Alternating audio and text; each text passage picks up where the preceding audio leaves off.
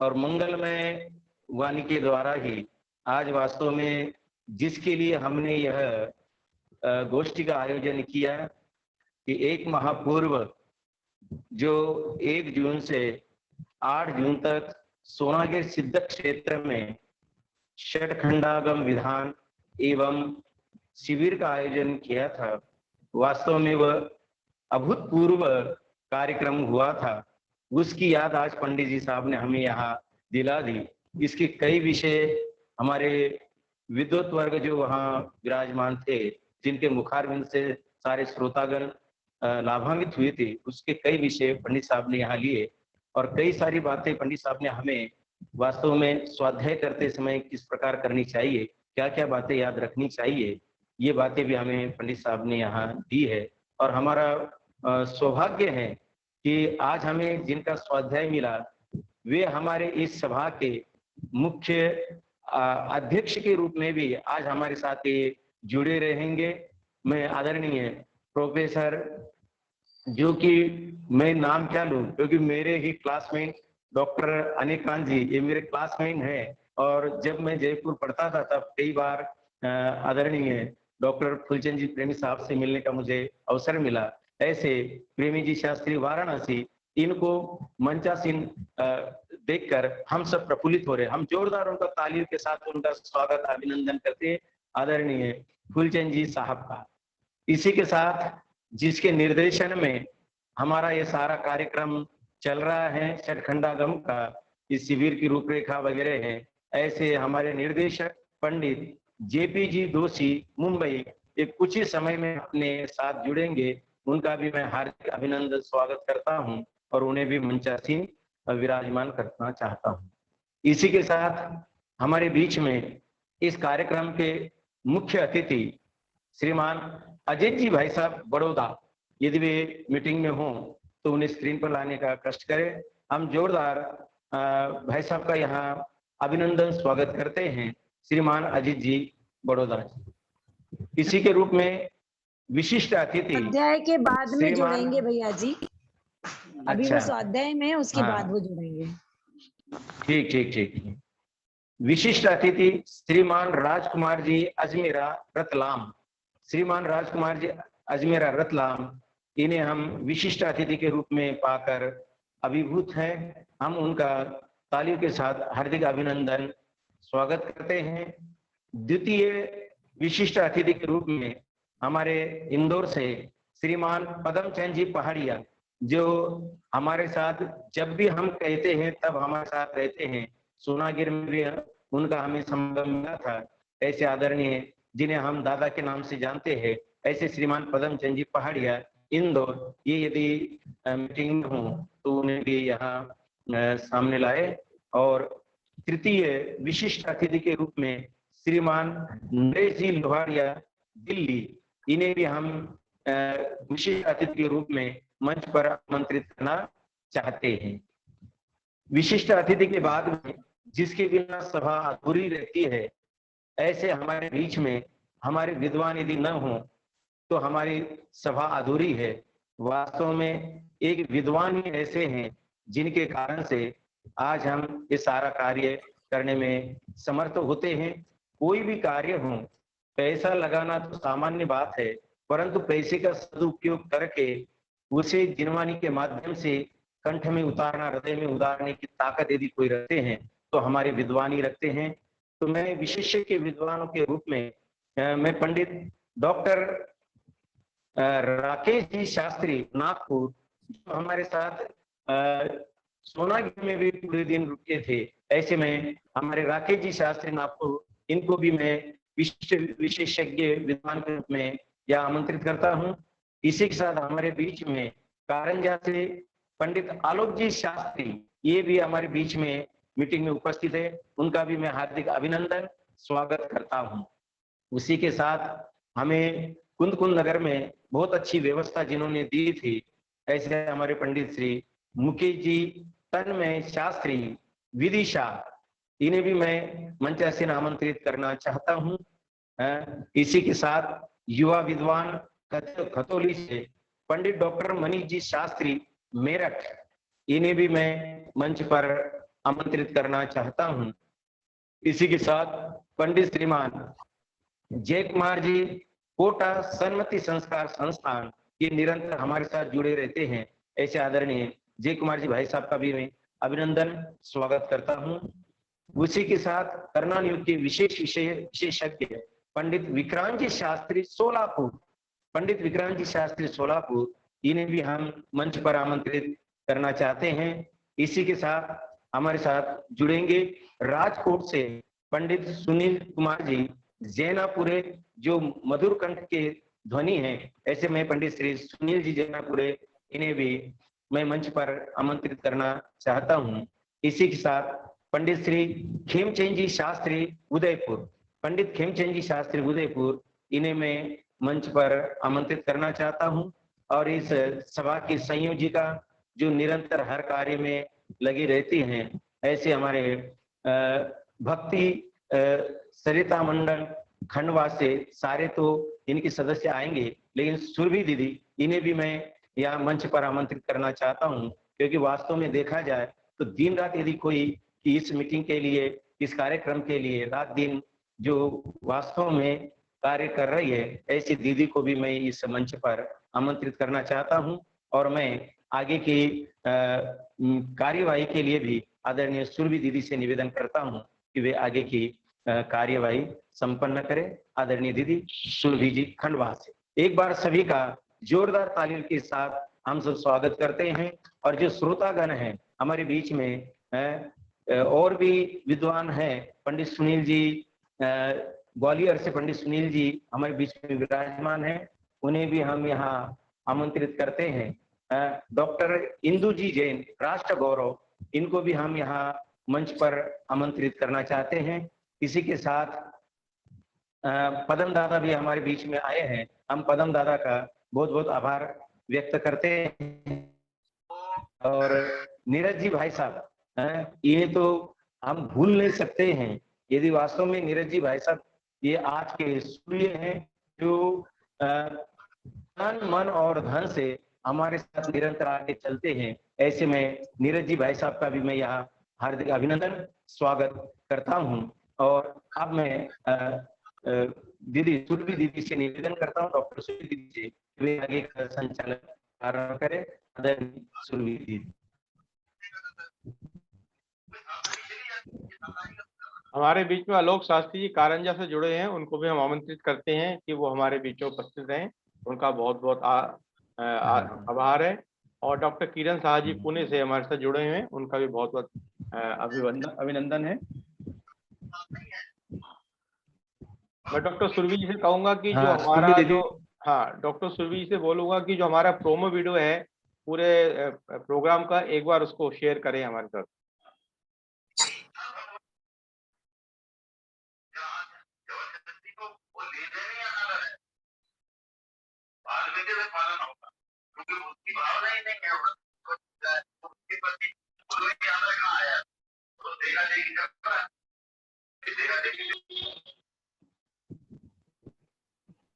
सुरभि जी सुन पा रहे हैं क्या आप?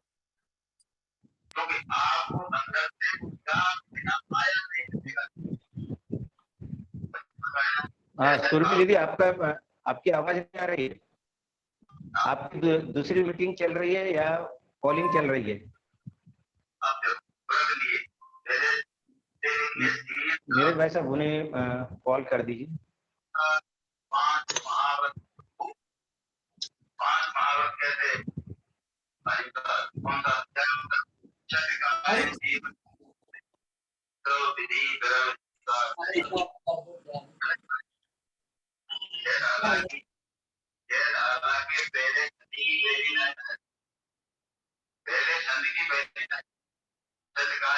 एक जून से 8 जून।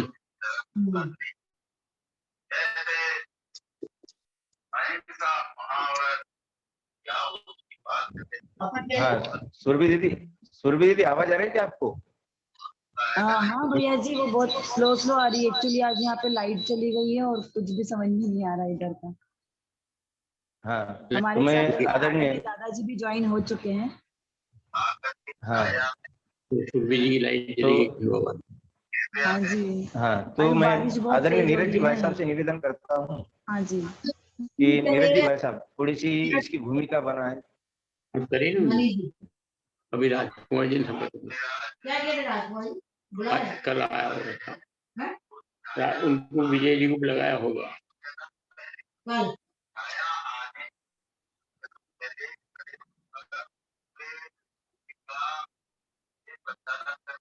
ये डिस्टरबेंस बहुत आ रही है, किसका मतलब चल रहा, अपने आप को म्यूट कर ले पहले एक बार। दो पेटी को नहीं मिलेगा। कल क्या बनाना है नाश्ता अपन वही खाना मतलब।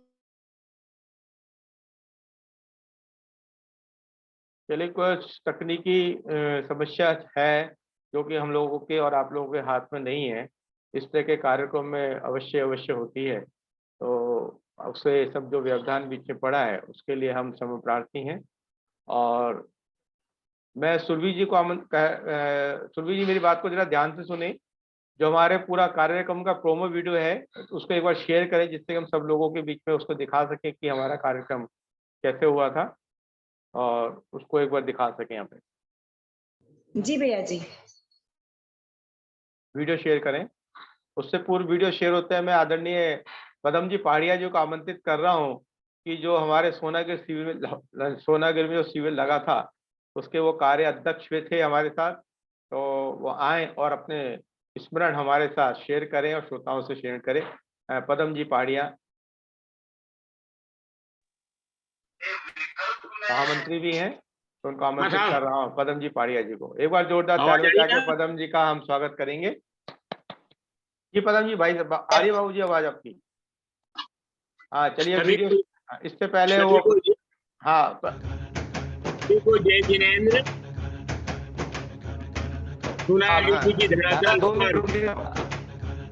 पदम जी, इस वीडियो के बाद आपसे चर्चा करेंगे।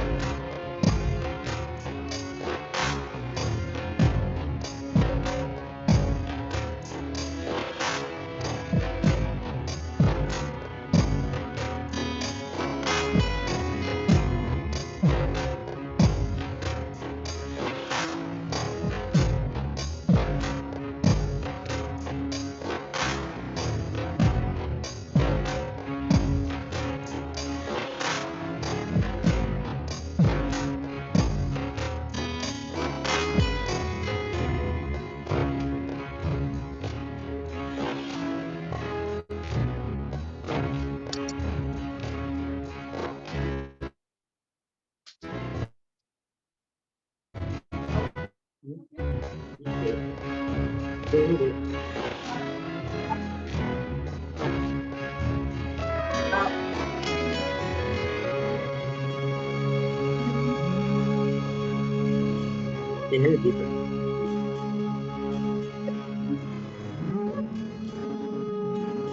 तो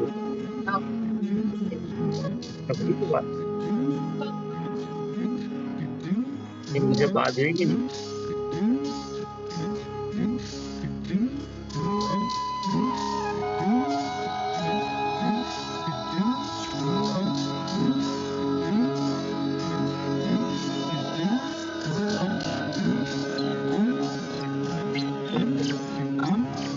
खाना मंदिर जाके वापस आएंगे फिर पूजा करके नहीं हम तो 8 बजे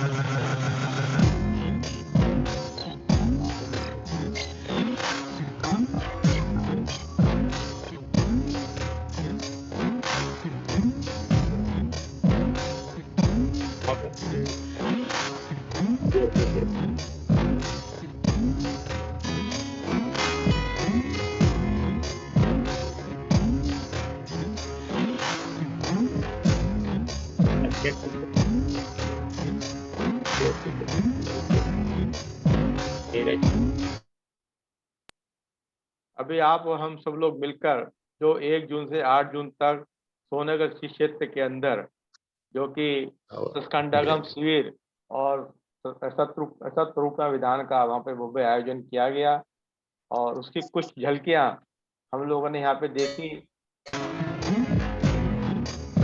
देखिए कैसे हजूम वहाँ पे हमारे लोगों के बीच में है। हजारों लोग पंजी बॉक्सर के ऊपर जिनवाणी माँ को सर पर धर कर यहाँ पे मंगल शोभा यात्रा के रूप में जिनसूत्र द्वार तक यहाँ पर आ रहे हैं। शोभा यात्रा जिनवाणी की परमागा मंदिर तरफ से चलते हुए अपनी सोनागिर तलहटी तक पहुंची। वहां से वापिस अपने जिनसूत्र सभा घर में आए और वहां पे जाके जिनवाणियों का वहां पे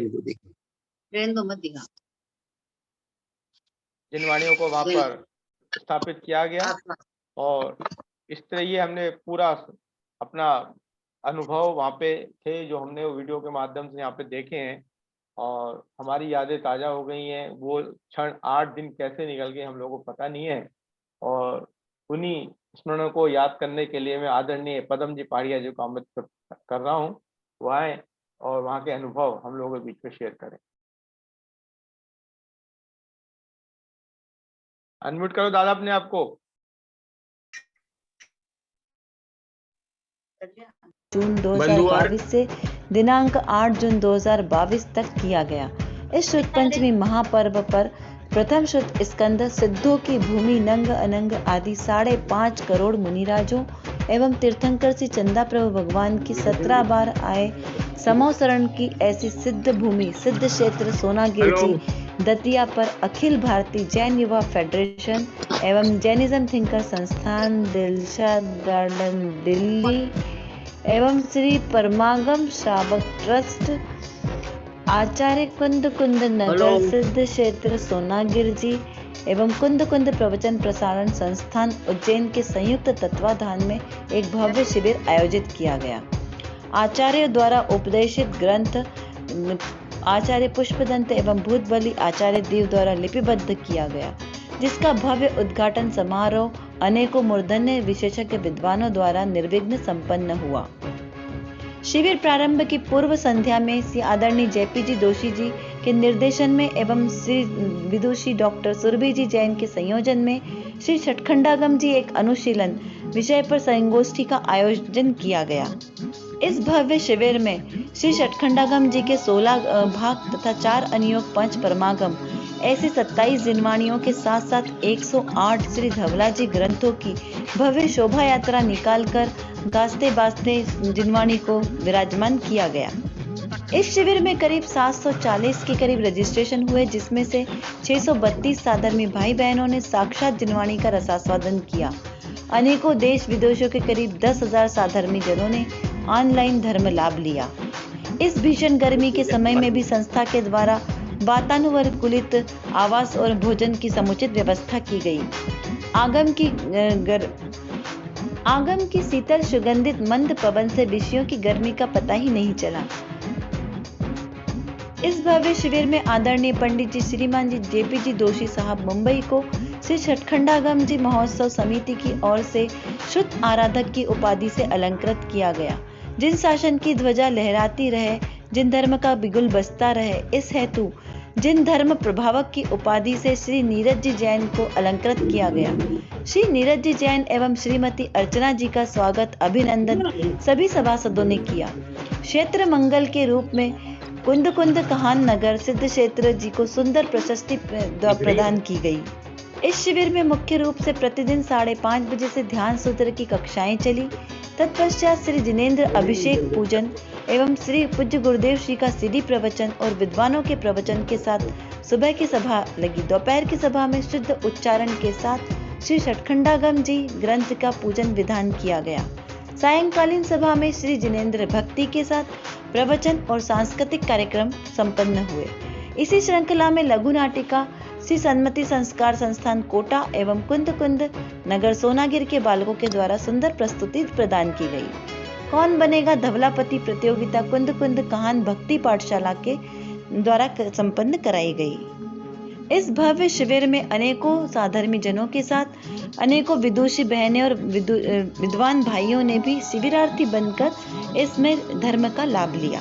संपूर्ण शिविर के मुख्य संयोजक के रूप में श्री महामंत्री श्री नीरज जी जैन दिल्ली, नरेंद्र जैन, सुनील जी सेठी, श्री पदम जी पहाड़िया जी, श्री सुरेंद्र कुमार जी मिंटू, श्री सुमित जी शास्त्री गाजियाबाद, श्री पंडित दीपम जी शास्त्री, पंडित तन्मय जी शास्त्री, यश जी करेली तथा सह संयोजक के रूप में विदुषी डॉक्टर सुरभि जी जैन, प्रीति जी जिंतुरकर आदि ने सहयोग प्रदान किया। विशेष सहयोगी संस्था के रूप में श्री कुंद कहान भक्ति पाठशाला खंडवा, जिन देशना, श्री सन्मति संस्कार संस्थान कोटा ने बहुत महत्वपूर्ण योगदान दिया। इस भव्य शुद्ध पंचमी महापर्व शिविर पर आगामी शिविर की भी घोषणा की गई और आगे भी श्री छठखंडागम जी ग्रंथ के स्वाध्याय की प्रतिज्ञा ली गई।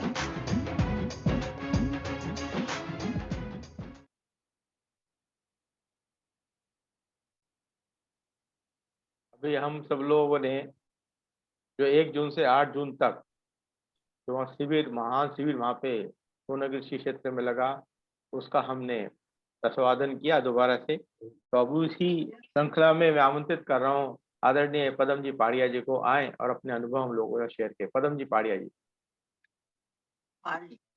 बंधुवर, सोनागिर की धरातल पर 1 जून से 8 जून तक जो जैनिज्म थिंकर के माध्यम से भाई नीरज जी, युवा फेडरेशन के सुरेंद्र जी, मिंटू जी परिवार के द्वारा और उनकी शाखाओं के सभी सदस्यों के द्वारा जो एक भव्य कार्यक्रम सोनागिर की धरातल पर आयोजित किया, निश्चित ही ऐसा लगता था जैसे किसी पंचकल्याणक में सम्मिलित हुए हैं।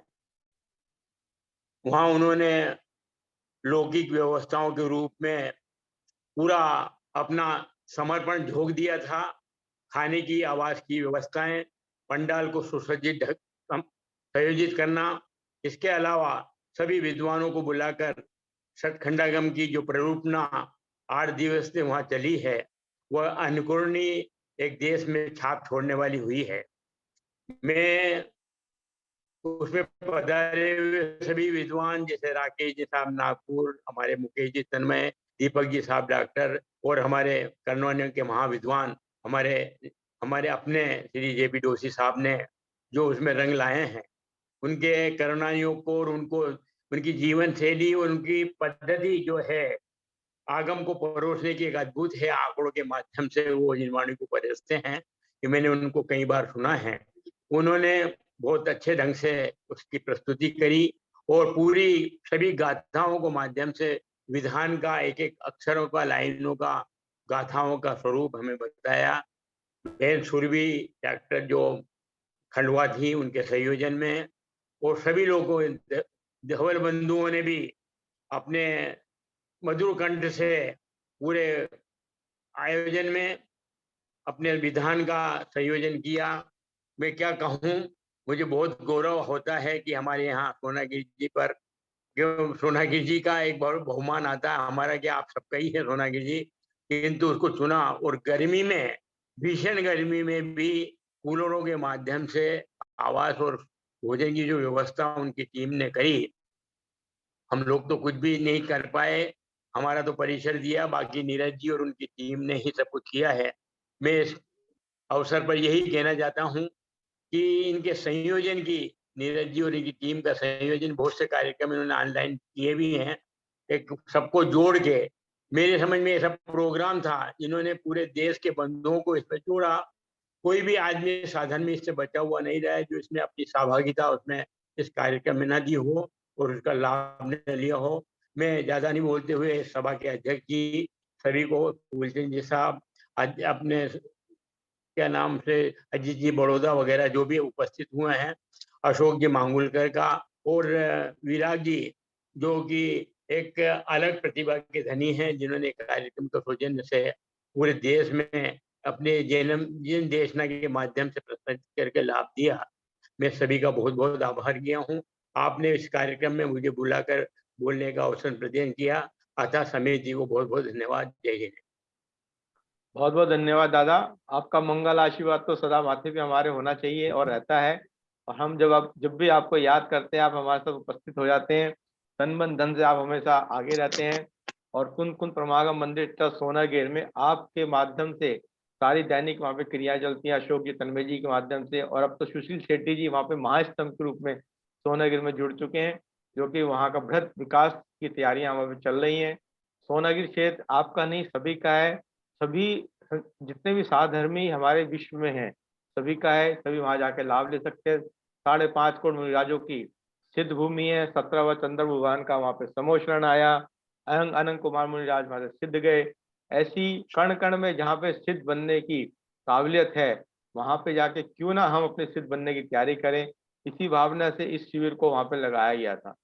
और वास्तव में जब शिविर अपने घर से बाहर लगाया जाता है तो बहुत सारी अनुकूलताएं प्रतिकूलताएं उपस्थित होती हैं, जो कि वहाँ पे उपस्थित भी हुई, और लेकिन बड़ा अच्छे तरह से निराकरण हुआ। सभी ने पूर्ण सहयोग वहाँ पे हमको दिया, और मैं तो एक तरह से निमित्त बन गया इस कार्यक्रम को आयोजन करने में, क्योंकि लेकिन कार्यक्रम की उत्पादन की शक्ति थी तो निमित्त को तो अपने आप आना ही आना था।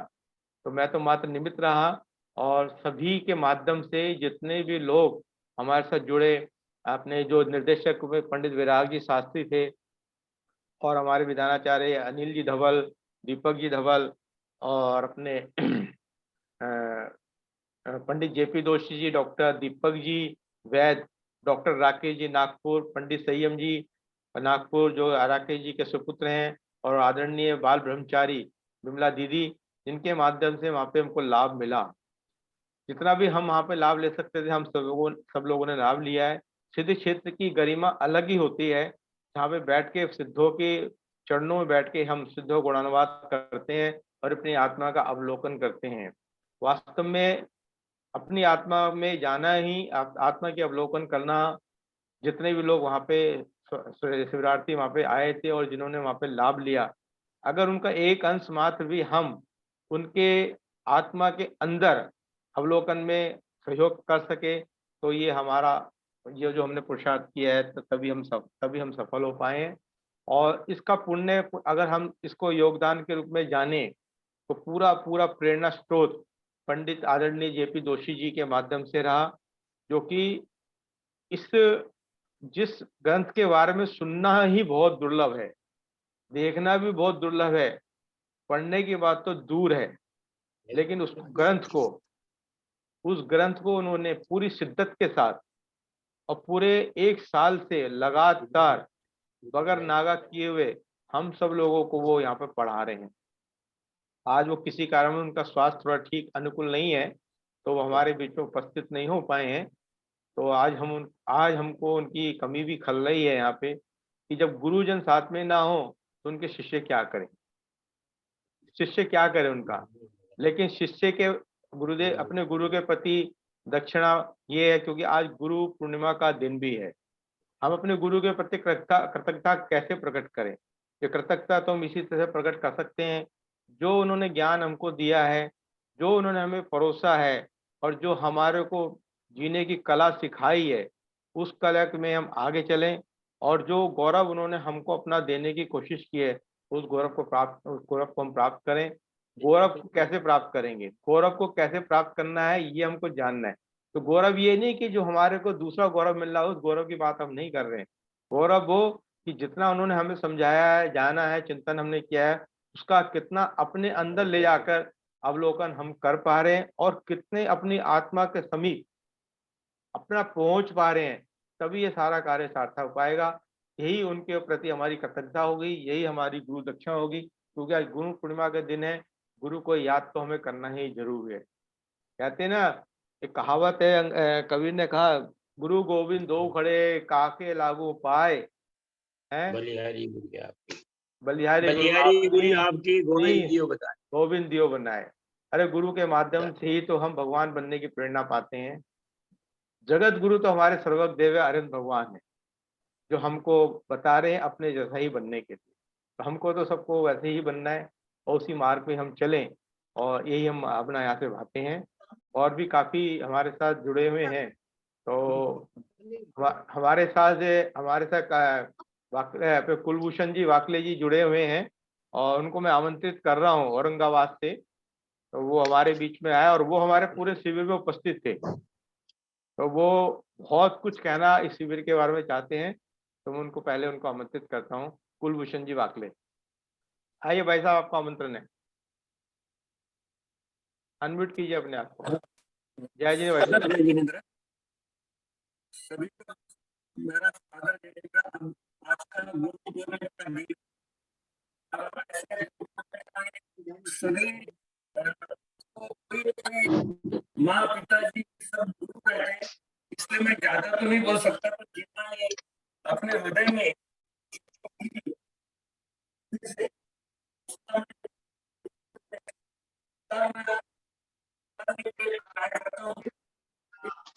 तो जिनवानी का पढ़ना, उसका चिंतन करना, साथ में जो अपना शिविर हुआ उसका अपने जीवन में और साथ में घर परिवारों में उसका अप्लाई करना है, ये मेरा आद्य कर्तव्य है। और साथ में अपना भी कल्याण करना है, यही मेरा भावना है। आपके शिविर ऐसा आगे कहाँ भी रहा, हम आगे रहेंगे, सेवा देते रहेंगे। Thank you. बहुत बहुत धन्यवाद कुलभूषण जी वाकले जी का, जो कि पूरे शिविर में हमारे साथ उपस्थित रहे, और बल्कि जो वहाँ पे आपने सुंदर जिनवाणियां विराजमान देखी, वहाँ पे करीब 27 जिनवाणियां विराजमान की गई थी, वो सबका सब लाने का श्रेय हमारे कुलभूषण जी वाकले जी को रहता है, जो वहाँ से पर्टिकुलरली कारंजी से हमारे बीच में लेके आए थे। बहुत बहुत धन्यवाद। अब मैं आमंत्रित कर रहा हूँ कारंजी से हमारे साथ में आलोक शास्त्री जी जुड़े हुए हैं। आलोक शास्त्री जी अगर मेरे को सुन पा रहे हैं तो एक बार अपने आप को प्रकट करें। आलोक जी शास्त्री, और मैं उनको आमंत्रित करता हूं कि वो अपना सस्कंडागम ग्रंथ के माध्यम से, क्योंकि वो भी कन्नड़ योग का बहुत गहन अध्ययन करते हैं, वहाँ पे भी उनका स्वाध्याय आदि चलता है और ये सस्कंडागम सभा है, तो आपके माध्यम से हम सब लोगों के बीच में उसका कुछ ज्ञान का में वृद्धि हो। तो मैं सादर आमंत्रित कर रहा हूँ आलोक जी शास्त्री कारंजा को। आइए भाई साहब।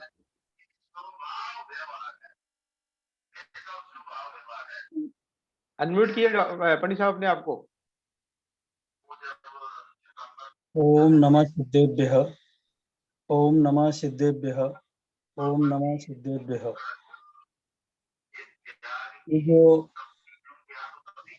जून में समागम संगोष्ठी का जो आयोजन किया गया था परिणाम योग के संदर्भ में, वैसे तो मुझे भी वहां आने का बहुत विकल्प था, लेकिन मैं कुछ अपनी तबीयत के कारण वहां पर प्रत्यक्ष रूप से उपस्थित नहीं हो सका। लेकिन जितना बन पड़ा मेरे से, मैंने ऑनलाइन शिविरों का, ऑनलाइन जो विद्वानों के प्रवचन हैं, करणान योग के संदर्भ में जो अलग अलग महत्वपूर्ण बिंदु हैं, उनका सुनने का और समझने का जरूर प्रयत्न किया। मैंने तो प्रत्यक्ष लाभ भले ही इस संगोष्ठी का नहीं लिया है, लेकिन जितना भी लाभ मैं ऑनलाइन ले सका और जो निवाणी के यहाँ पर पहुंचाने का प्रयास किया गया है, वो भी हम अपने प्रयत्नों के साथ में जिनमानी पहुंचाने का पूरा हमने प्रयास किया है। जो समय पर आपको समय पर उन धवला, जय धवला और करुणान योग संबंधी परमागम का स्वाध्याय करने का जो अवसर है हम सबको मिले, इस उद्देश्य से ही हमने वो भी प्रयत्न किया। मैं तो अभी इस समय डॉक्टर सुरभि जी ने थोड़ा सा मुझे बताया था कि आप ज्वाइन होना, इसलिए मैं ज्वाइन होना पड़ा। वैसे तो मुझे ज्यादा अभी यहाँ कहना नहीं है, लेकिन इस परमागम के आधार पर संगोष्ठियां निरंतर सिद्ध क्षेत्रों पर अगर आयोजित होती रहेगी तो वास्तव में उसका जो लाभ है वो लाभ मिलता रहेगा। देखो, और जगह किसी शहर में संगोष्ठी का आयोजन वो एक अलग बात है, और सिद्ध क्षेत्र पर संगोष्ठी का आयोजन एक अलग बात है। हम अपनी आत्म साधना और अनंतानंत सिद्ध परमेष्ठियों का जो स्मरण सिद्ध क्षेत्रों पर बैठकर कर सकते हैं, स्वाध्याय कर सकते हैं, परमागम के मुख्य बिंदु समझने का विद्वानों के माध्यम से अवसर हमें जो मिलता है, तो हमारी चिंतन की धारा और भी मजबूत बनती है।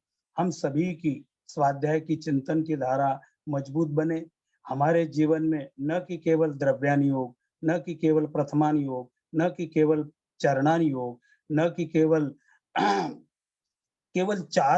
पूरे चारों के चारों अनुयोगों का गहन अध्ययन करने का अवसर हमें मिलना चाहिए, हमें प्राप्त करना चाहिए, और सिद्ध क्षेत्रों पर बैठकर चारों अनुयोगों का अध्ययन अपने जीवन में करने का अवसर निरंतर प्राप्त करने के जो अवसर हमें जुटाने का प्रयास करना चाहिए। आप सभी ने, जैनिज्म थिंकर ने ये जो आयोजन किया था वो बहुत सुंदर आयोजन था, और मैं इससे भी प्रसन्न हुआ हूँ कि अगला शिविर भी शायद वहीं पर आयोजित होगा। अगर होगा तो मैं जरूर बिल्कुल उपस्थित रहने का प्रयास करूंगा, और अपने तरफ से जितना बने उतना समय भी देने का प्रयास करूंगा, और जो भी बने वो सब करने का प्रयास करूंगा। मुझे बहुत अच्छा लगा ये सब अपना शिविर का जो भाव है जिन विद्वानों के माध्यम से सुनने को मिला। ये तो अभी तो हमें उस विषय को सुनने को नहीं मिल रहा है, लेकिन जब हम सुनेंगे, जैसे जेपीजी जोशी है, डॉक्टर राकेश जी है, उनके सुपुत्र है, और भी विद्वान हैं, उन विद्वानों के माध्यम से मुख्य बिंदु परमागम की गाथाओं, जो मुझे तो एक प्रसंग याद आता है कि डॉक्टर राकेश जी ने गाथाएं सबसे बुलवाई, संयम जी ने गाथाएं सबसे बुलवाई। आज तो इस बात की आवश्यकता है कि वास्तव में हमें मूल जो आगम ग्रंथ है उनकी गाथाओं को पढ़ना चाहिए, निरंतर पाठ करना चाहिए, क्योंकि हम अपने जीवन में उन मूल गाथाओं को पढ़ने से अछूते होते जा रहे हैं। हमारे जीवन में उनका पाठ, उनका अध्ययन, उनका मनन, उनका चिंतन करने के लिए ये संगोष्ठियां बहुत महत्व रखती है। मैं इतना ही कहकर अपनी बात पूरी करता हूँ। भविष्य में जब भी मौका मिलेगा मैं अपने तरफ से जरूर सहयोग भी करूंगा, खुद उपस्थित भी रहूंगा, और भी जो बने अपने दृष्टि से करने का प्रयास करूंगा। मुझे जो ये अवसर दिया है आप लोगों ने, इसके लिए मैं आप सभी का बहुत बहुत धन्यवाद ज्ञापित करता हूँ, सभी का अभिनंदन भी करता हूँ और आभार व्यक्त करता हूँ। सभी को सादर जय जयंत। बहुत बहुत धन्यवाद आलोक जी का, कारंजा से जो हमारे बीच में उपस्थित हुए, और उन्होंने बहुत सारगम बात हम लोगों के बीच में कही है, और उन्होंने भविष्य के लिए अपना हमको योगदान देने का भाव भी प्रकट किया है तन मन धन से। हम उनके भाव की बहुत अनुमोदना करते हैं, और बहुत सुंदर तरीके से उन्होंने यहाँ पर हम लोगों को बीच में वहाँ पे प्रत्यक्ष रूप से उपस्थित ना होते हुए भी, लेकिन उन्होंने अपनी बात हम लोगों के बीच में रखी। ऐसा लगता है साक्षात वो वहीं पे उपस्थित थे। इससे साबित होता है कि उन्होंने ऑनलाइन पूरा प्रोग्राम देखने की कोशिश करी है। बहुत बहुत धन्यवाद आदरणीय पंडित साहब का। कार्यक्रम में करीब 750 लोगों ने रजिस्ट्रेशन कराए थे, और जिसमें करीब 750 आदमी वहां पर उपस्थित हुए, और पूरे हिंदुस्तान में नहीं पूरे विश्व के अंदर कम से कम 77,838 77,838 लोगों ने ऑनलाइन इस प्रोग्राम को देखा। कितना 77,378 जैनिज्म थिंकर प्लस जिन देशना दोनों चैनल के माध्यम से जैनिज्म थिंकर। हाँ, तो ये बहुत बड़ा उत्साहवर्धन हमारे ऊपर था कि दोनों चैनल के माध्यम से ऑलमोस्ट 78,000 लोगों ने इस कार्यक्रम को ऑनलाइन देखा। पदम दादा सुन रहे हैं आप? 78,000 लोगों ने ऑनलाइन प्रोग्राम। बहुत सुंदर, हाँ, बहुत खूब। तो ये बहुत बहुत बड़ी जीत है कि किसी ऑफलाइन कार्यक्रम को करने के बाद इतने लोग ऑनलाइन यूट्यूब के माध्यम से जैनिज्म थिंकर और अपने जिन देशना चैनल के माध्यम से देखा। तो जिन्होंने ऑनलाइन देखा उन्होंने अभी बहुत बहुत आभार। और मैं आमंत्रित कर रहा हूँ हमारे बीच में आत्महति ट्रस्ट के ट्रस्टी नरेश जी लोहाड़िया जी, जो कि पूरे शिविर में आना चाहते थे लेकिन किसी कारणवश अपने स्वास्थ्य की दृष्टि से उनका हिंदुस्तान से बाहर जाने का प्रोग्राम था। अभी भी वो टोरंटो में है और टोरंटो से हमारे साथ ऑनलाइन उपस्थित हैं। वहाँ पे उन्होंने ऑनलाइन प्रोग्राम को पूरा देखा है, तो अपने अनुभव हमारे साथ शेयर करना चाहते हैं और हम लोगों को अपनी बात भी कहेंगे। अशोक नरेश जी लोहाड़िया जी, आत्महति ट्रस्ट के ट्रस्टी, बहुत बहुत सादा आमंत्रण है आपको। नीरज जी, जय जिनेंद्र। आवाज आ रही मेरी? जी भाई साहब। जी जय। सभी सादर में भाइयों को शुद्धात्म वंदन, सादर जय जिनेंद्र। बहुत भव्य प्रोग्राम आप लोगों ने आयोजन किया। इतने विद्वानों के बीच में, विद्वत गुणों के बीच में मेरा बोलना कोई औचित्य तो नहीं रहता, क्योंकि काफी विद्वान सब मौजूद है। और विशेषकर इस आयोजन के आयोजनकर्ताओं को बहुत बहुत धन्यवाद, साधुवाद। डॉक्टर किरण शाह, पद्म जी पाड़िया साहब, आलोक जी शास्त्री, राकेश जी शास्त्री नागपुर, और जेपी दोषी जी और फूलचंद जी प्रेमी साहब, ये सब साधुवाद के पात्र हैं। इन्होंने, डॉक्टर सुरभि जी, इन्होंने जोड़ा, सबको जोड़ के रखा और इतना भव्य प्रोग्राम का आयोजन किया। और इतना क्षेत्र पे इतना आयोजन होना ये बहुत बड़ी महत्वपूर्ण बात है। और विशेषकर नीरज जी के लिए तो बोलना चाहूंगा कि इनमें एक कला है, एक हुनर है कि वो सबको जोड़ के रखते हैं। आप नहीं भी जोड़ोगे तो उनका इतना मतलब भाव रहता है कि वो जोड़े बिना रहते नहीं, और सामने वाला भी जोड़े बिना रहता नहीं। देश और विदेश में सब जगह सब जोड़ के रखना, ये अपने आप में एक हुनर, एक कला है। ये अच्छा है, ये तत्व की महिमा है। ये सब जो भी दिख रही है अपने को, गुरुदेव का प्रताप है, तत्व की महिमा है जो आज हम सबको, इतने लोगों को जोड़े रखती है। और भविष्य में भी ऐसी कामना करता हूँ कि इस तरह के आयोजन वैसे तो होते ही रहते हैं, करते रहते हैं नीरज जी वगैरह सभी लोग, और सभी को मैं साधुवाद देता हूँ। इतना कह के मैं अपना विराम लेता हूँ। बहुत बहुत धन्यवाद। जय जिनेंद्र। बहुत बहुत धन्यवाद नरेश जी लोहाड़िया जी का, जो हमेशा हमारे साथ जुड़ते हैं और अपना सहयोग, अपना आसानिंदे, अपना आशीर्वाद हम सब लोगों को देते रहते हैं। उनका बहुत बहुत साधुवाद। जैसा शिविर वहाँ पे 1 जून से 8 जून तक लगा था, तो कुछ लोगों ने वहाँ पे अपने प्रत्यक्ष रूप से अनुभव प्रकट किए थे वहाँ पे। उसमें कुछ लोगों ने ये कहा था कि ये शिविर जो इस समय लगा है, हमें गुरुदेव का पुराना समय याद आ गया।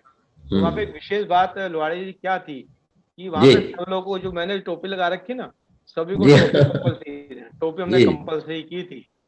और कुछ डॉक्टर स्वर्णलता जी ने अपनी ये बात कही थी कि जब हम सोनगढ़ जाते थे, हमें टोपी पहना दी थी, सबको टोपी पहना दी थी। जी हाँ। स्वर्णलता जी ने कहा कि हमें गुरुदेव की सभा याद आ गई, क्योंकि इस समय गुरुदेव का शिविर लगता था तो सुबह या तो भोजन या भजन, 2 ही काम होते थे। और यही 2 काम वहाँ पे 5:30 बजे से लेकर रात को 10 बजे तक, 10:15 तक यही कार्यक्रम चलता था। और सिर्फ समय मिलता था आदमी को भोजन करने के लिए, और भोजन करो फिर दोबारा शिविर में आ जाओ आप। तो पूरा इस तरह से सुंदर आयोजन किया गया। और हमारे डॉक्टर सुरभि जी की ये बहुत तमन्ना थी कि सब लोगों के बीच में एक बार दोबारा से प्रस्तुत करके लोगों के बीच में वो अनुभव को याद किया जाए। तो मैंने कहा कोई बात नहीं, आपकी भावना है तो भावना को फलीभूत करें। तो डॉक्टर सुरभि जी के माध्यम से यह सभा को ऑर्गेनाइज किया गया। कल वीर शासन जयंती है और भगवान की प्रथम देशना का दिवस, और जिन शासन का प्रथम लिपिबद्ध ग्रंथ, जिन शासन की प्रथम देशना और जिन शासन का प्रथम लिपि ग्रंथ, स्वर्ण अवसर है। और कल हम लोग उसके ऊपर भगवान की वीर शासन जयंती के उपलक्ष्य में भी पूरा शाम का कार्यक्रम रखा है। और डॉक्टर सुरभि जी के माध्यम से एक नया विषय हम लोगों ने निकाला है, ब्राह्मी लिपि, जिसकी कक्षाएं हर इतवार से यहाँ पे चालू होने वाली हैं। और उनके माध्यम से जो ब्राह्मी लिपि हमें लिप्त होती जा रही है, उसको लोगों को बीच में प्रस्तुत करना, उनको जानना, जिसके माध्यम से हम लोग आगे सीख सकें। ऐसा प्रयास यहाँ से किया जा रहा है। तो कल उसका भी कार्यक्रम यहाँ पे रखा जाएगा और विश्व जयंती का कार्यक्रम भी रखा जाएगा। तो आप सब लोग कल भी उपस्थित रहें। तो हमारे बीच में पंडित खेमचंद जी उपस्थित हैं। पंडित खेमचंद जी हैं क्या? अभी उपस्थित हुए थे वो? नहीं है। चलो डॉक्टर किरण शाह जी को इनवाइट कर रहा हूँ, वो आए। डॉक्टर किरण शाह जी जो कि सस्कंडागम ग्रंथ के नियमित श्रोता हैं, एक दिन भी क्लास मिस नहीं करते हैं। वहां पे प्रत्यक्ष रूप से उपस्थित नहीं होने के बाद भी ऑनलाइन उन्होंने सारी क्लासों का लाभ लिया। डॉक्टर किरण शाह जी को आमंत्रित कर रहा हूँ। डॉक्टर किरण जी शाह, अनम्यूट कीजिए डॉक्टर साहब अपने आप को।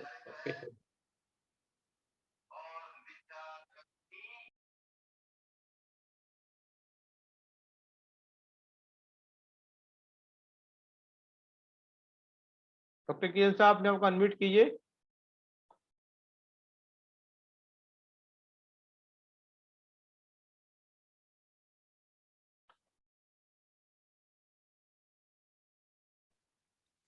मेरी आवाज आ रही है?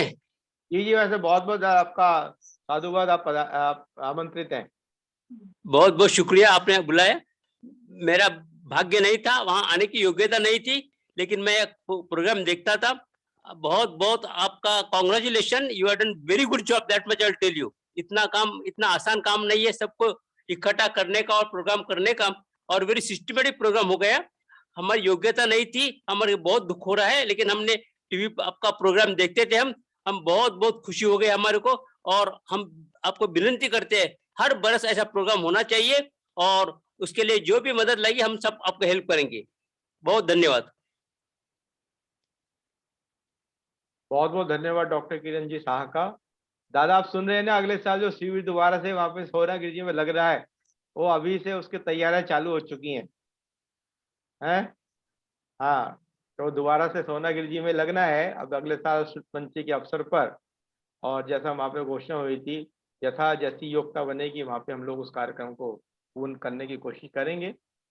मुग्धा जी शाह, किरण जी की जो धर्मपत्नी है, वो अपने विचार कुछ हमारे बीच में रखना चाहती हैं। अब आमंत्रित है मुग्धा जी।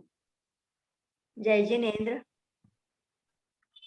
जो भी प्रोग्राम हुआ नीरज जी की वजह से और जेपी दोषी की वजह से जो हुआ वो बहुत अच्छा हुआ। मैं नहीं आ सकी, लेकिन फिर भी पूरा प्रोग्राम मैंने सुबह से लेके शाम तक का पूरा अटेंड किया और बहुत अच्छा हुआ।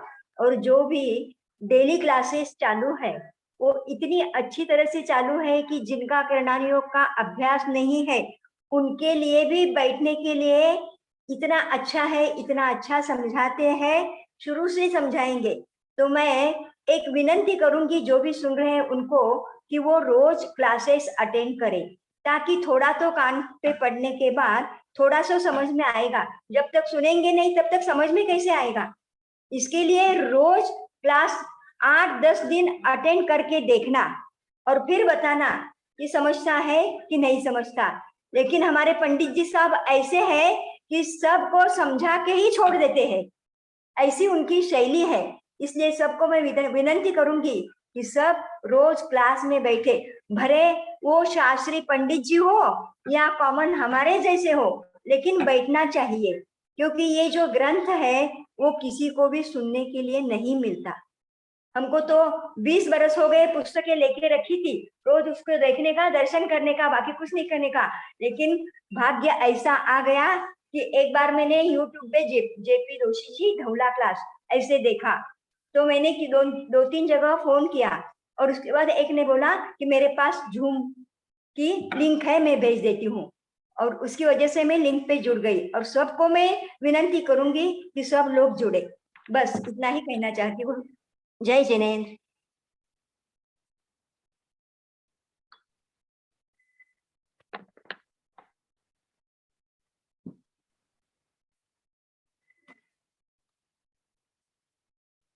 बहुत बहुत धन्यवाद मुग्धा जी का, जो कि उन्होंने अपने अनुभव पर किया। मैं मुग्धा जी से अनुरोध करूंगा, एक दो गाथाएं, प्राकृतिक गाथाएं, वो अपनी मधुर भाषा में हम सब लोगों को सुनाएं। मुग्धा जी। अभी सुना दूं? हाँ बिल्कुल सुनाइए। हाँ। देखिए उनकी प्राकृत भाषा के अंदर गाथा सुनाने की शैली कैसे है, आज हम इसको अवश्य देखेंगे, जो कि पंडित जी के माध्यम से उन्होंने सीखा है। मुग्धा जी। सिद्धमनन्तमणिन्द्रिया मनुवममपथ सौखमणवजम् केवलपहोहनिज्य दुर्नयतिमिरं जिणं नमः। 12 अङ्गब्जिझा वियलियमलमोघदंसणोत्तिलया विविहवरचरणभूषा पसियं सुयदेवया सुयिरम्। शयलगणपौमरविणो विविहिद्धिविराइया विनेस्तङ्गा निराया विकुराया गणहर देवा पसीयन्तु। पसियौ महुधर सेनो परवाई गयो दानवरसिंहो सिद्धन्तामि असायर तरंग संघाय धोयमणु। प्रणमामि पुष्पदन्तं दुःखयन्तं दुर्नयन्धयार रविं भग्गशिवमार्गकण्टय मिसिसम इव हिंसया दन्तं। प्रणमः कय भूय बलिं केशवास परिभूय बलिं विनिहयवं महपसरं वड्ढाविय विमलनानभं महपसरम्। बहुत बहुत धन्यवाद।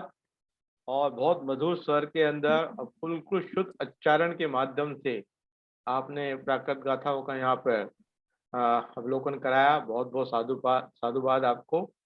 और मैं माइक हैंड ओवर कर रहा हूँ डॉक्टर सुरभि जी को, वो आए और आगे का अपना जो उनका प्रोग्राम है, आगे की जो संचालन है उसको संभाले। डॉक्टर सुरभि जी।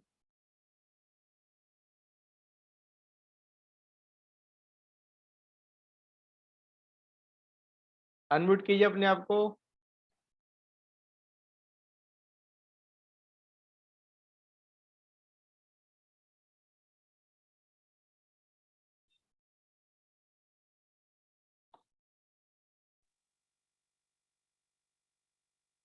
सभी को जय जिनेन्द्र। अभी हमारा आगे का प्रोग्राम, हमारे साथ बहुत सारे अतिथि जो अभी जुड़ने वाले थे, वो सभी प्रवचन की वजह से अभी सब लोग थोड़ा थोड़ा लेट जुड़ेंगे। हमारे अजीत जी, बड़ौदा जी और सब, तो हम उनके लिए थोड़ा सा इंतजार करेंगे।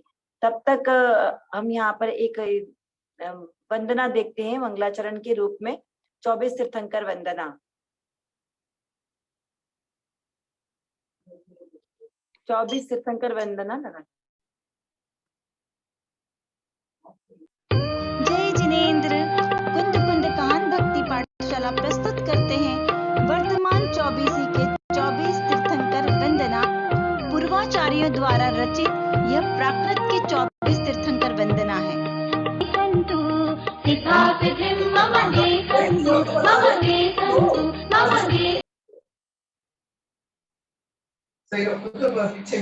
और सुंदर प्राकृत की स्तुति अभी हमने यहाँ पे सुनी। इसी के साथ कल हमारी, मेरी आवाज आ रही है भैया? आ रही है। कल जैसे कि हम सबको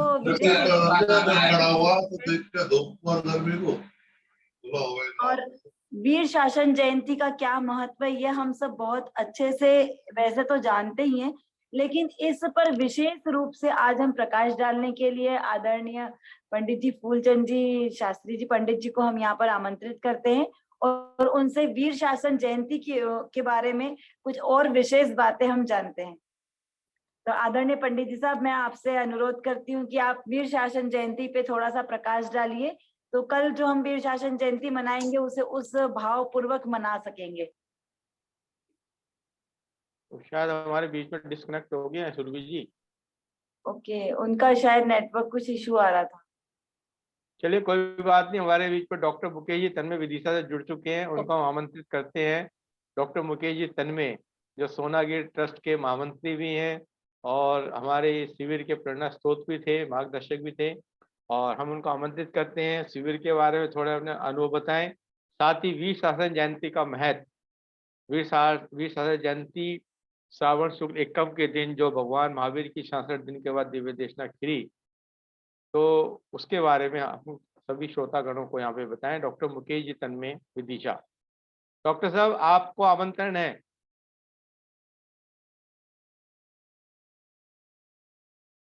डॉक्टर मुकेश जी।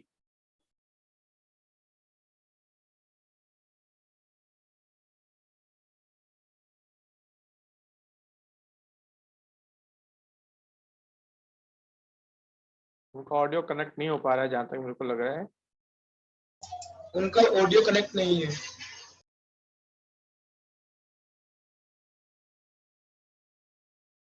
डॉक्टर मुकेश जी, सुन पा रहे हैं क्या आप?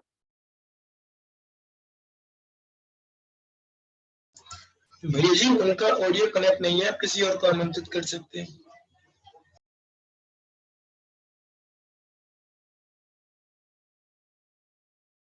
हाँ,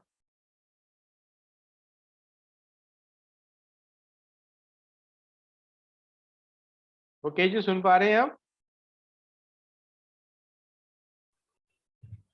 जी, कौन? पंडित जी शायद वो ट्रेन में होंगे। हाँ, ऐसे लग रहा है कुछ मेरे को। हाँ, देवलाली से निकले होंगे।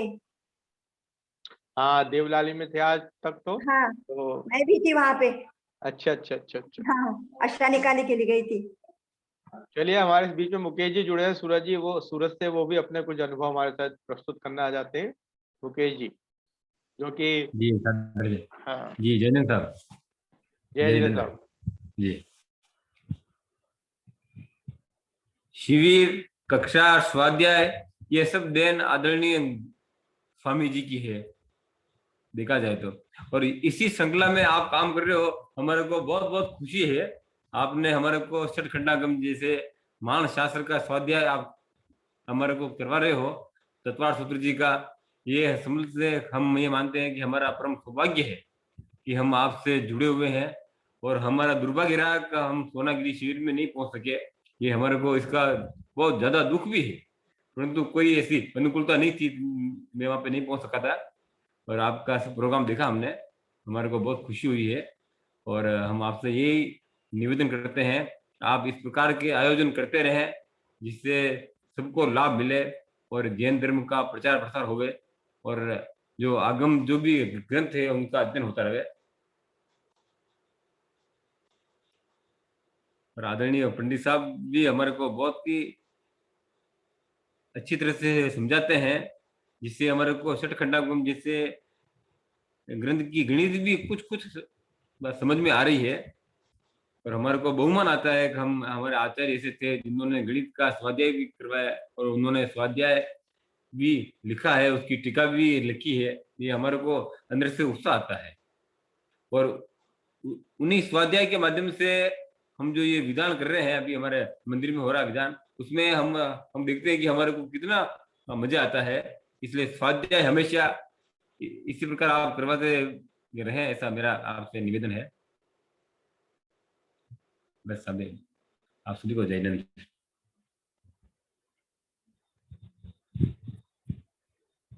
बहुत बहुत धन्यवाद मुकेश जी, जो कि हमारे नियमित श्रोता है, जो कि डॉक्टर पंडित जेपी जोशी जी के माध्यम से जो तत्वार सूत्र की कक्षा अध्यापन यहाँ पे चली, और तत्वार सूत्र के बाद अपना स्कंदागम महान ग्रंथ की जो यहाँ पर स्वाध्याय यहाँ पे चल रहा है, उसका नियमित रूप से श्रोता वो हमारे बीच में उपस्थित रहे हैं। और हमारे बीच में मुकेश जी जुड़ चुके हैं, जुड़ रहे हैं धीरे धीरे। तो अगर वो सुन पा रहे तो हम उनको आमंत्रित कर रहे हैं, मुकेश जी को, वो आए और हम लोगों के बीच में अपने अनुभव प्रस्तुत करें। डॉक्टर मुकेश जी।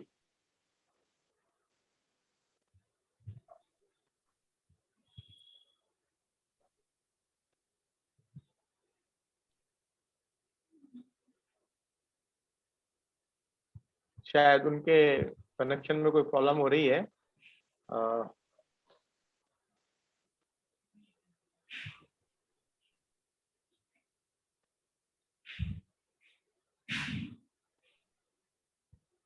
और कोई अपने अगर विचार हमारे बीच में रखना चाहे तो यहाँ पे अपने विचार रख सकता है।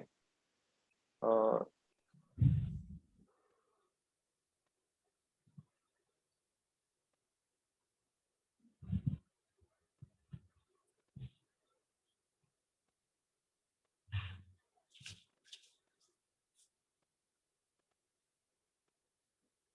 डॉक्टर मुकेश जी जुड़ने की कोशिश तो बहुत कर रहे हैं लेकिन वो जुड़ नहीं पा रहे हैं। तो हाँ, चलिए, हमारे बीच में पंडित खेमचंद जी उदयपुर से हमारे बीच में जुड़ चुके हैं।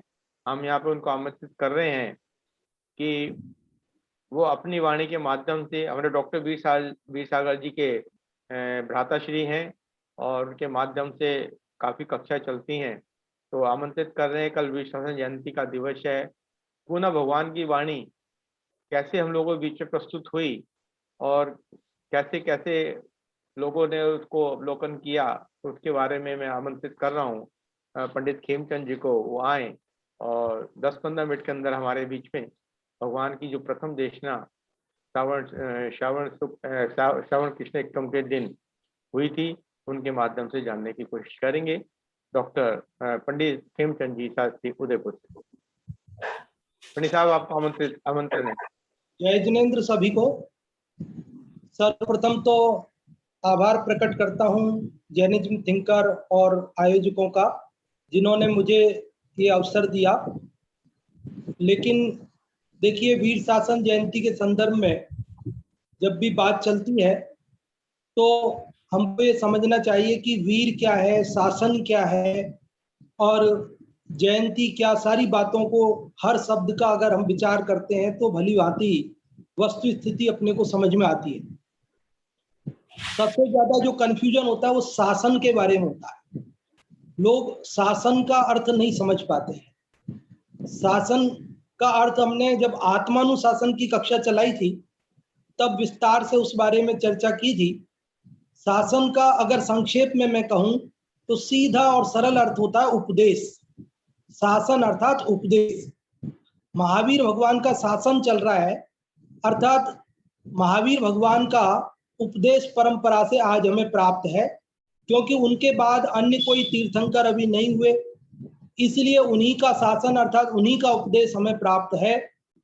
शासन का मतलब ऐसा नहीं है कि कोई हमें आज्ञा, कोई हमारे ऊपर शासन कर रहा है और कोई हमको, ऐसा कोई प्रक्रिया नहीं है।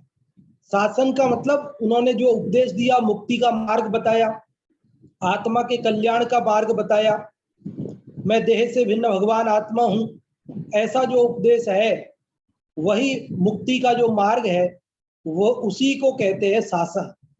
और वीर शासन तो आप समझ ही गए, महावीर भगवान का शासन।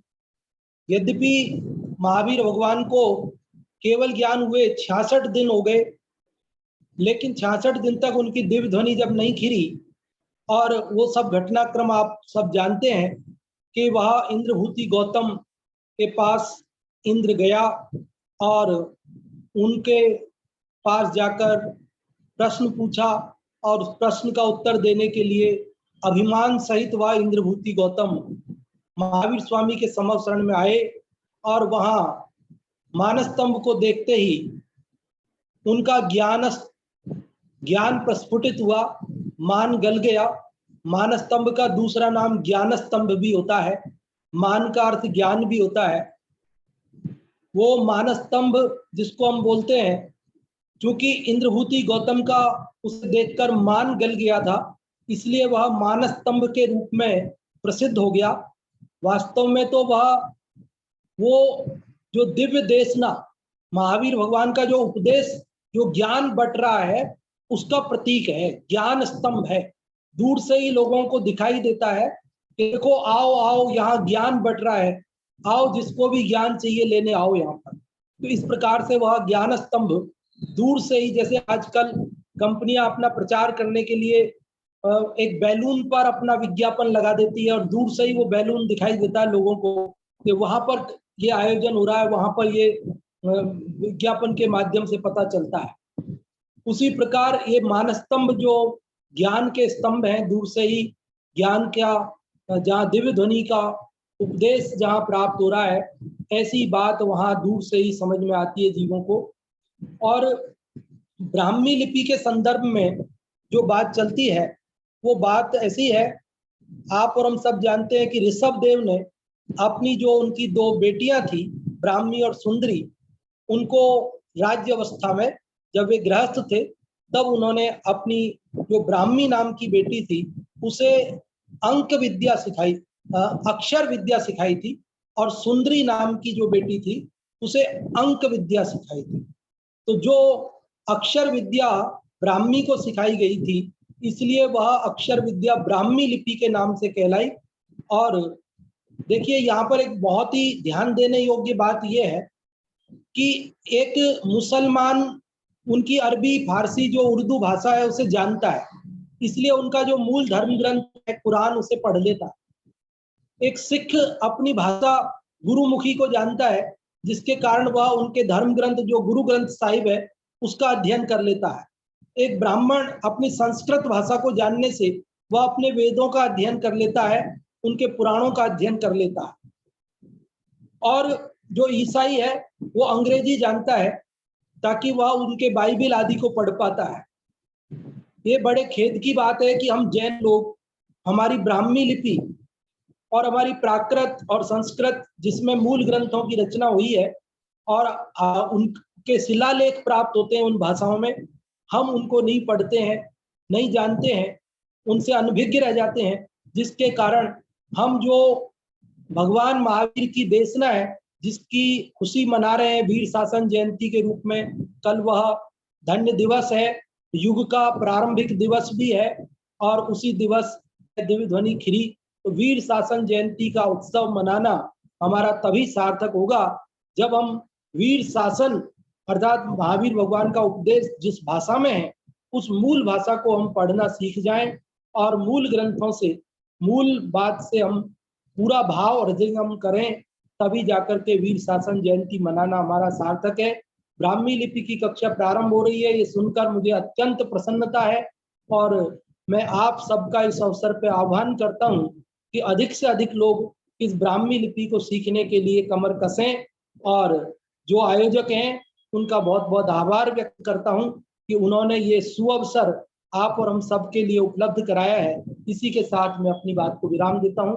सभी को धन्यवाद। जय जय।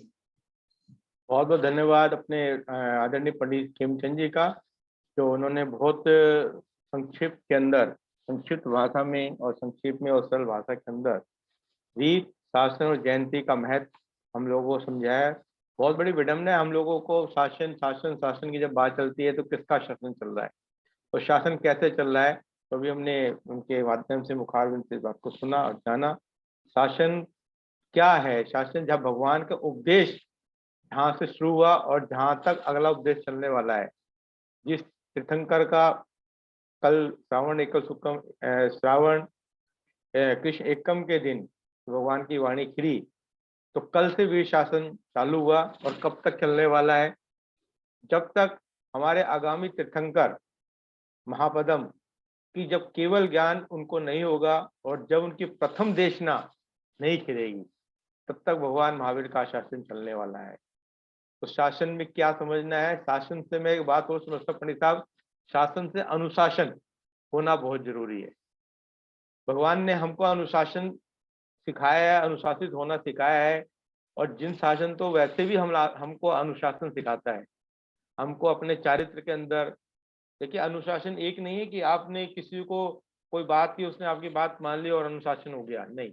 अनुशासन वो है जो भगवान की वाणी में आया और अपनी आत्मा में गए, उसमें जाके अनुशासित हुए और भगवान अपनी आत्मा का अवलोकन किया, जो मैं समझता हूँ वो अनुशासन है। तो अनुशासन तो सिद्ध अवस्था प्राप्त करने के लिए है। तो हम सब लोग ऐसी भगवान के जो वीर शासन जयंती की पूर्व बेला में है। पंडित साहब, एक क्वेश्चन ज्वलंत आज के समय में उपस्थित हो रहा है, मैं इस सभा में आपसे पूछना भी चाहता, अगर आप यथासंभव समझे तो उसका जवाब देने की कोशिश करें। आजकल जो गुरु पूर्णिमा की जो बात चर्चा चल रही है, क्या गुरु पूर्णिमा जैन शासन का से संबंधित कुछ विषय बनता है क्या इसका? जो हम लोग बड़े उत्साह से गुरु पूर्णिमा को मनाते हैं, आज के दिन बहुत सारे आज से कहा जाता है कि मुनिराजों का चतुर्मास स्थापित किया जाता है और चतुर्मास स्थापित होते हैं। और आज जैसे पूर्णिमा का दिन है तो सारे महाराज मिलते हैं, तो गुरु भी हमको मिल जाते हैं। तो गुरुओं के मिलन को क्या गुरु पूर्णिमा बोला जा रहा है या जिन शासन में उसका कोई महत्व है? हाँ जी, आपने जो प्रश्न पूछा, यद्यपि इस संदर्भ में बहुत सारे मतभेद, बहुत सारे विचार हैं, ये एक विवादास्पद प्रश्न है, इसका उत्तर देना भी विवादजनक हो सकता है। लेकिन मेरा मानना ऐसा है कि देखिए 3 चीजें हैं जी। एक है संस्कृति जी, एक है प्रकृति जी, और एक है विकृति। 3 चीजें हैं जी, यदि हम इन 3 चीजों को समझ जाएंगे तो निश्चित रूप से हमारी सारी शंकाएं उन्मूलन हो जाएगा, सारी शंकाओं का निर्मूलन हो जाएगा।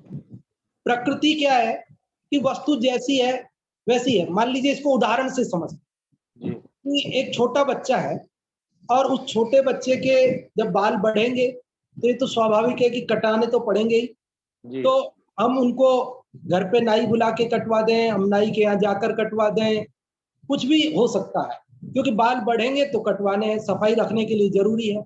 ये तो है प्रकृति। लेकिन यदि हम उसको ऐसा मान लें कि इन बालों को किसी तीर्थ क्षेत्र पर जाकर कटवाएंगे तो हमारा बालक दीर्घजीवी हो जाएगा, भगवान उसके ऊपर कृपा कर देंगे, वो निरोगी रहेगा इत्यादि कोई भी मिथ्या मान्यताओं का पोषण करते हैं, तो वो हो जाती है विकृति।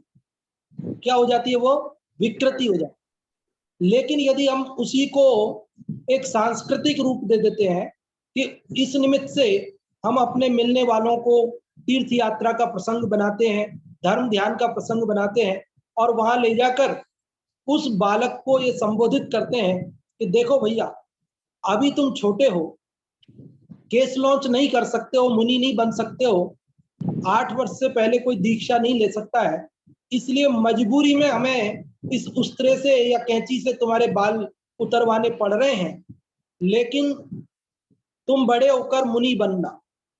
ये जो मनुष्य भाव मिला है, ये केस लॉन्च करके मुनि बनने के लिए बना है, मिला है।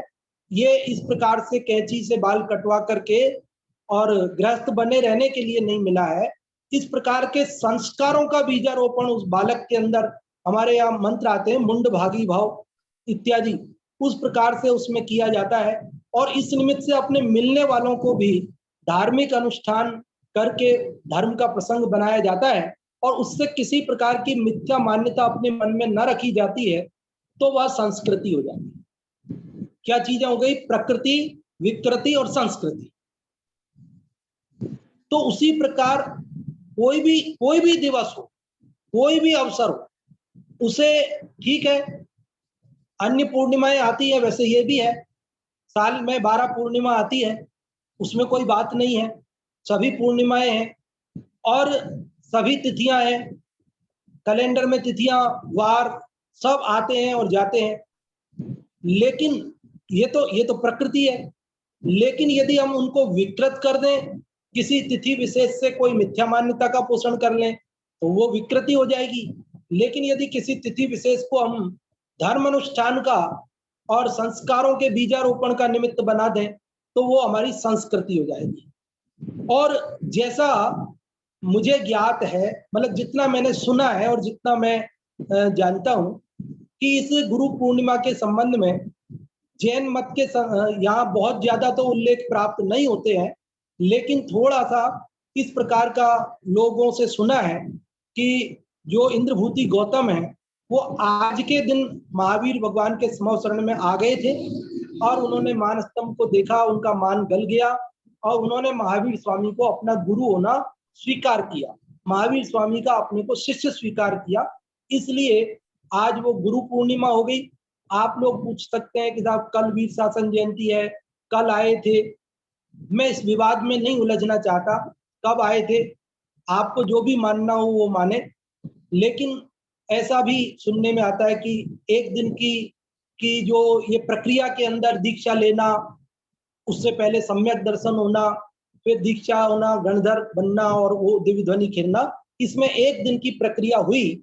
वो तो आज गए थे, आज उन्होंने अपने महावीर स्वामी को गुरु स्वीकार किया तो आज गुरु पूर्णिमा हो गई और कल उनके गणधर होने से उनकी दिव्यध्वनि खिलना प्रारंभ हुई महावीर स्वामी की, तो वह वीर शासन जयंती हो गई। अगर मेरी बात आपको ठीक लगे तो आप माने, नहीं कोई आवश्यक नहीं कि इसे माना जाए। और इसी के साथ मैं अपनी बात को विराम। बहुत बहुत धन्यवाद अपने खिमचंद जी का, जो उन्होंने कोशिश करी कि गुरु पूर्णिमा का अपना जिन शासन में क्या महत्व है। बहुत सारी किंवदंतियां हैं इसके बारे में, इसलिए इसमें, और आपने बिल्कुल सही कहा, विवादित विषय भी है और इसके ऊपर ज़्यादा टिप्पणी करना उचित भी नहीं है कि क्या सही है क्या गलत है। लेकिन जो आपने संस्कृति विकृति और प्रकृति की जो बात करी है बिल्कुल सही है। अब जो लोग मानते हैं उनको मानने हैं, उनको हम कुछ कर नहीं सकते, लेकिन ज़्यादा उल्लेख नहीं आता है जिन शासन के अंदर। और फिर इसके ऊपर हम फिर और कभी भी चर्चा करेंगे, और जिनको जैसा लगता है उसको ऊपर अपना अवलोकन करें। आपका बहुत बहुत धन्यवाद खेमचंद साहब, जो आप हमारे बीच में पधारे और आपने वीर शासन जयंती के महत्व को हम लोगों के बीच में समझाया। बहुत बहुत आभार। डॉक्टर मुकेश जी तन्मय विदिशा से हमारे बीच में जुड़ चुके हैं और हम उनको आमंत्रित कर रहे हैं कि वो आए और अपना अनुभव और अपने विचार हम लोगों के बीच में रखें। डॉक्टर मुकेश जी तन्मय विदिशा। डॉक्टर मुकेश जी।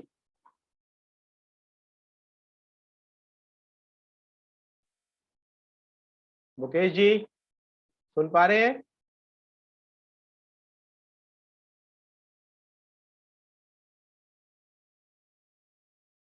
डॉक्टर मुकेश जी।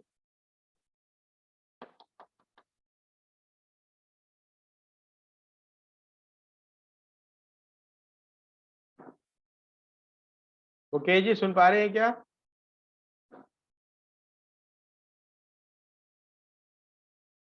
मुकेश जी सुन पा रहे हैं आप?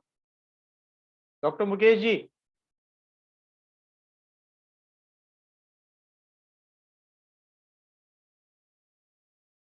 डॉक्टर मुकेश जी अभी तो जुड़े थे मुकेश जी। जुड़े हुए हैं, नजर तो आ रहे हैं सामने।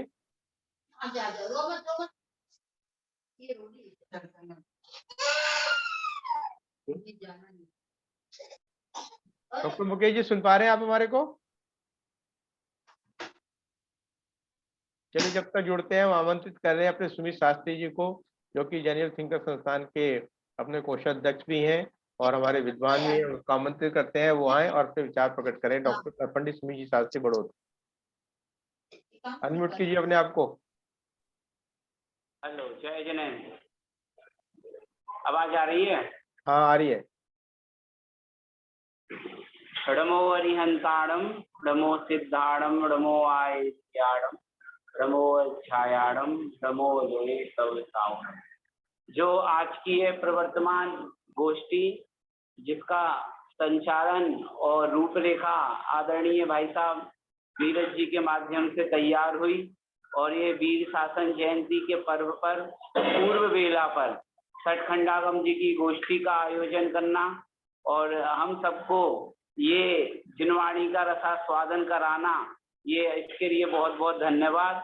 वास्तव में धन्य धन्य सावन की पहली है एकम, ऐसे श्रावण मास की पहली एकम, जिसमें देवादिदेव 1008 भगवान महावीर की जो दिव्यध्वनि लगभग 66 दिन से नहीं खिल रही थी, ऐसा योग बना कि भगवान महावीर की वाणी का हम जैसे भव्य जीवों के पिपासुओं के जो कान सूखे पड़े हुए थे, ऐसा जो एक तत्व का लोप हो रहा था और प्रतिदिन समोषण लगता था, समोषण लगने के बाद भी भगवान का उपदेश नहीं होता था। लेकिन ऐसा यह दिन आया कि इंद्रदेव को, जो सौधर्म इंद्र हैं, उनके मन में ये युक्ति आई अवधि ज्ञान से जाना कि कैसे उन गणधर का भाव है, और उन्होंने अपना जो इंद्रभूति ब्राह्मण 500 शिष्यों के गुरु बन के बैठे थे, उनके पास जाके जो श्लोक बोला, जो श्लोक भी है अभी याद आ रहा है, त्रैकाल्यम द्रव षटकम 9 पद सहितम जीव षटकाय लिस्या गति समिति ज्ञान चारित्र भेदा इत्येतन मूलः इत्यादि प्रत्येति श्रद्धाति स्मृति चा मतिवान यहाँ वासे वे शुद्ध दृष्टि। इसमें कुछ अभी शब्द छूट रहे हैं, लेकिन कल मैं दोबारा आपको ये श्लोक सुनाऊंगा। तो इसके माध्यम से जो उन्होंने ये श्लोक बोला और गौतम गणधर रह गए दंग कि अरे 3 काल क्या, 6 द्रव्य क्या, 7 तत्व क्या हैं, उनको इन सबका ज्ञान नहीं भान हो पाया। और इंद्र से कहा मैं तुम्हारे गुरु के पास ही जाकर इसका उत्तर देता हूँ।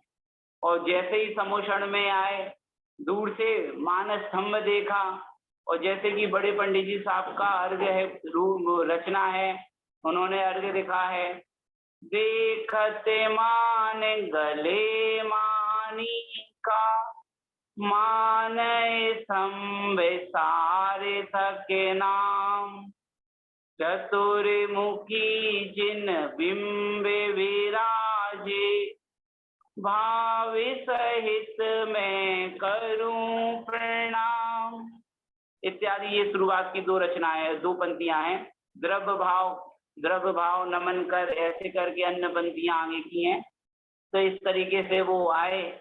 और कल ही ऐसा दिन आएगा, आने वाला है कि हम सब देवादिदेव वीर शासन जयंती भगवान महावीर की दिव्यध्वनि का हम लोगों को तो बचपन से रसपान करने को मिल रहा है, लेकिन ऐसे साक्षात तीर्थंकरों के समोषण में बैठ के और रसपान करने का अवसर मिले, हम भी उन जैसे निर्गंथ दशा को धारण करें। और जो अन्य सब मुनिराज भगवंत अब चतुर्मास स्थापित कर रहे हैं, तो उनसे प्रेरणा देके हम भी अपने जीवन में संयम, नियम और चतुर्मास की मर्यादाएं हैं, हिंसा इत्यादि अधिक होने से जो बचें, इस इत्यादि पूरे जीवन में ही बचें, चतुर्मास में ही क्यों। ऐसी मंगल भावना पूर्वक बहुत बहुत धन्यवाद नीरज जी भाई साहब को, जिन्होंने छठखंडागम का बहुत बढ़िया शिविर सोनागिर में लगाया था। बड़े धूमधाम से शिविर का आयोजन हुआ। और अब ये वीर शासन पर्व की और एवं श्री छठखंडागम संगोष्ठी का भी आयोजन भाई साहब ने किया। अनेक विद्वानों को जोड़ा, हम सबको उन सबका सुनने का अवसर प्रदान किया। मैं तो अधिकतर यूट्यूब के माध्यम से सुन लेता हूँ, जूम पे बीच बीच में जुड़ जाता हूँ। तो ये ना सोचेंगे मैं हूँ नहीं, मैं यूट्यूब पे आ जाता हूँ, फिर जैसी सुविधा बनती है वैसा कर देता हूँ। तो इसलिए अब कल भी हम सबको इसका रसास्वादन करने का मिलेगा, तो इसलिए हम बहुत बहुत धन्यवाद देते हैं। और इसी के साथ णमो जिणाणम नीरज जी भाई साहब को बहुत बहुत धन्यवाद। जय जिने। बहुत बहुत धन्यवाद पंडित सुमित जी शास्त्री जी का, जिनके माध्यम से अभी हमने जो वीर शासन जयंती के बारे में थोड़ा सा जानने की कोशिश करी, और वो श्लोक भी हम लोगों ने सुनने की कोशिश करी, जो कि इंद्रदेव ने जो अपने छद्मावस्था में ब्राह्मण का वेश बना के गए और वहाँ पे वो इंद्रभूति को बोला, और फिर सब उसके माध्यम से उसको ये समझ में आया कि क्या चीज़ है। जिसने बोला उसी के बाद जाके इसको समझने की कोशिश करते हैं। तो वहाँ जाके उन्होंने जाग गए और उनका मान गला, और भगवान का और गुरु का, जिसके कारण भगवान की दिव्य ध्वनि नहीं चल रही थी, उन दोनों का आपस में मिलन हुआ और भगवान की दिव्य ध्वनि हम लोगों के बीच में करी। हम लोग पे एक दिन स्वाध्याय नहीं करे कोई बात नहीं, 2 दिन करे नहीं करे, हम विचार करें कि जो वहाँ पे मुमुक्षु जी, आत्मर्थी जी भगवान की दिव्य वाणी सुनने जाता था और 66 दिन तक लगातार जा रहा था, 66 दिन तक लगातार गया, और कदाचित एक दिन वो वंचित हो जाता है। यहाँ तो सोचे कोई बात नहीं साहब, नहीं गई तो कोई बात नहीं, नहीं आए तो नहीं आए, लेकिन वहां पे अगर वो वंचित हो जाता तो प्रथम देश जो भगवान की खिरी है वो सुनने को नहीं मिलती है। चलिए सबको बहुत बहुत धन्यवाद। मुकेश जी हमारे साथ जुड़ चुके हैं, आदरणीय मुकेश जी, तो आमंत्रित कर रहा हूँ मुकेश जी को। भाई साहब सुन पा रहे हैं?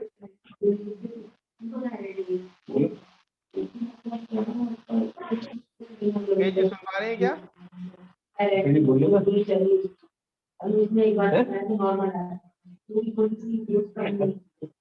डॉक्टर मुकेश जी सुन पा रहे हैं क्या?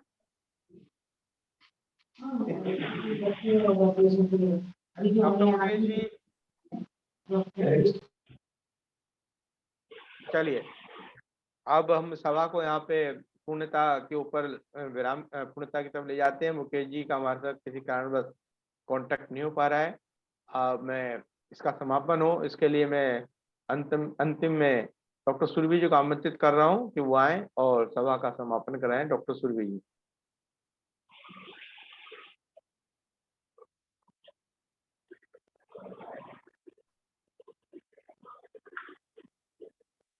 मुकेश जी दिख रहे हैं, फिर क्यों नहीं बोल रहा? उनके ऑडियो में कोई प्रॉब्लम आ रही है, वो बोल नहीं पा रहे हैं। हाँ सामने दिख रहे हैं, वो देवलाली में ही है मतलब। हाँ डॉक्टर सुरभि जी।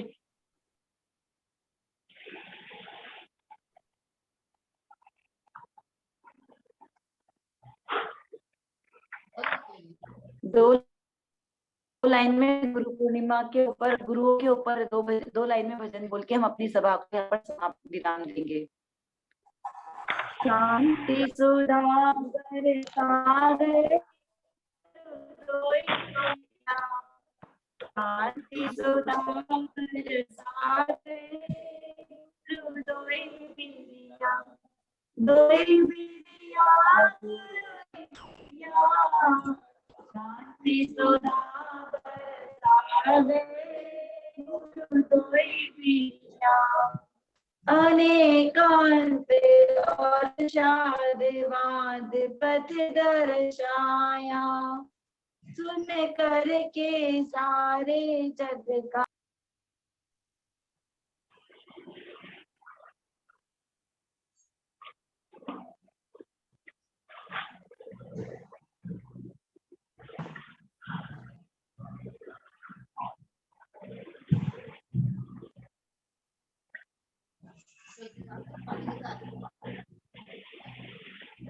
अनेकांत और शांतिवाद पथ दर्शाया, सारे जग का मन हर्षाया, इन पर न्याचा ज्ञान सुधारस बरसा गए, दोई बिरिया, दोई बिरिया, सुधा बरसा गए,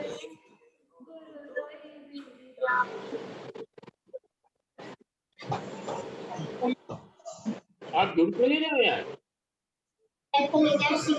मैं चला जाऊंगा।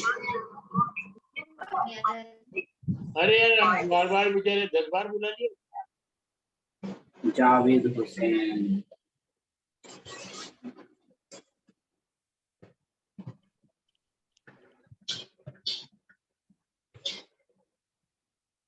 जी वो नेटवर्क इशू के कारण बार बार डिस्कनेक्ट हो रहा है कॉल, पूरा भजन नहीं ले पा रहे हैं। यहीं से हम अपने सभी गुरुओं के चरणों में वंदन करते हैं।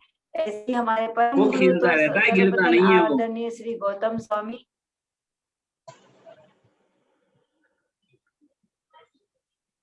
हैं?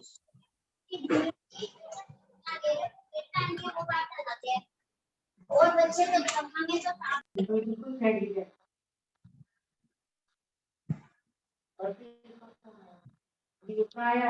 तो हम लोग जाते हैं, हमने किया तो नहीं होता तो उसका फोन वापस आएगा एक बार। चलिए बहुत बहुत सभी का धन्यवाद और यहाँ से सभा का हम विराम लेते हैं।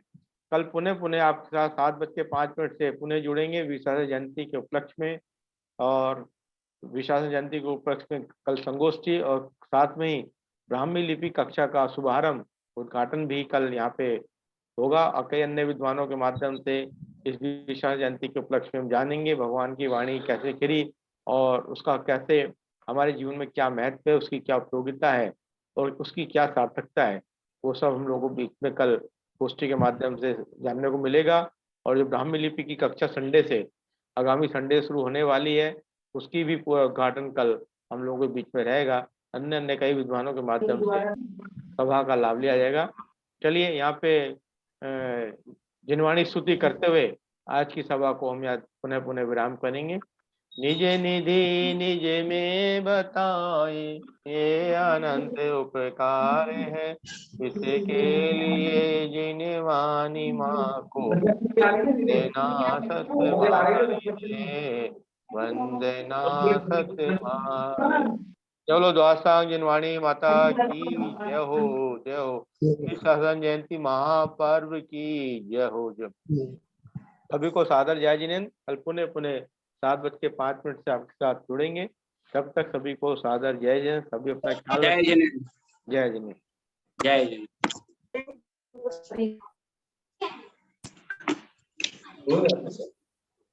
आज कल की प्रभु जय